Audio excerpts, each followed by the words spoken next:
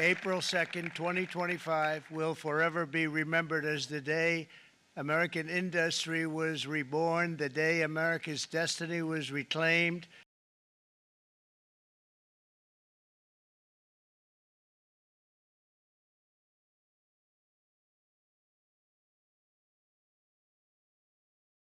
President Trump has just announced a series of measures that are going to fundamentally change the international trading system.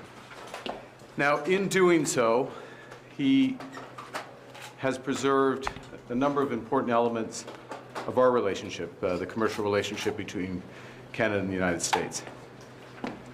But the fentanyl tariffs still remain in place, as do the tariffs for steel and aluminum.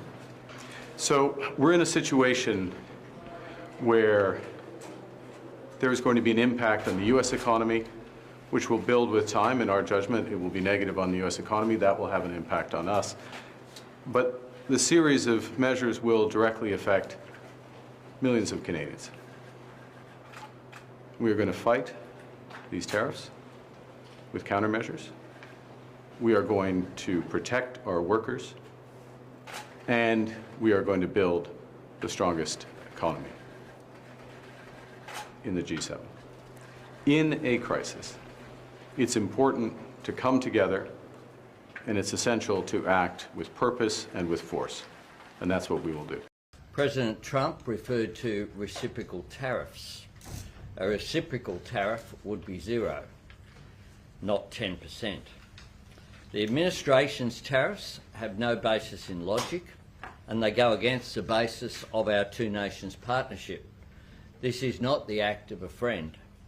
Today's decision will add to uncertainty in the global economy, and it will push up costs for American households. Mañana vamos a anunciar, es un programa integral lo que vamos a anunciar.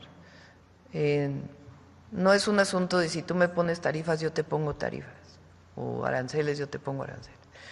Nuestro interés es el fortalecimiento de la economía mexicana, entre otras de la industria automotriz. The government has been really clear that we're going to approach this in a clear-headed way and always represent the national interest. It's why myself and the Business and Trade Secretary met with big UK exporters this morning.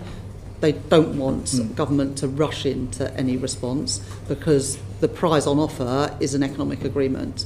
We don't want to do anything that undermines that. We don't want to get ahead of ourselves. We are still in discussions with our counterparts in the United States.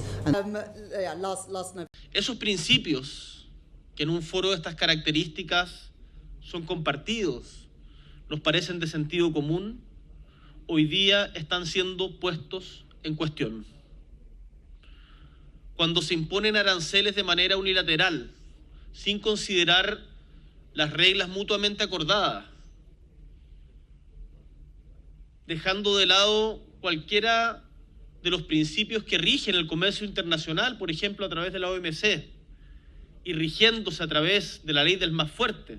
I strongly believe that tariffs benefit no one. They're bad for the world economy, they hurt people, they hurt businesses.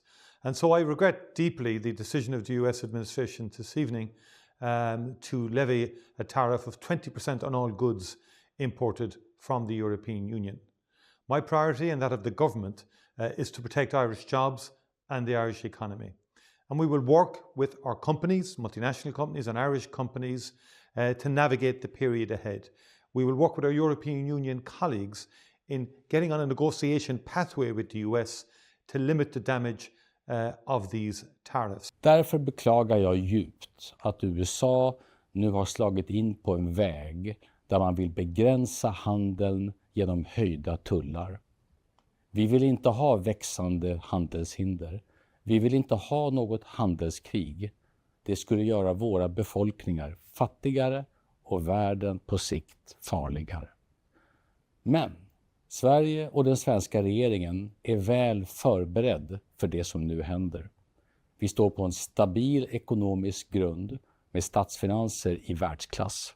It's very windy out here. We didn't want to bring out the big charts because it had no chance of standing.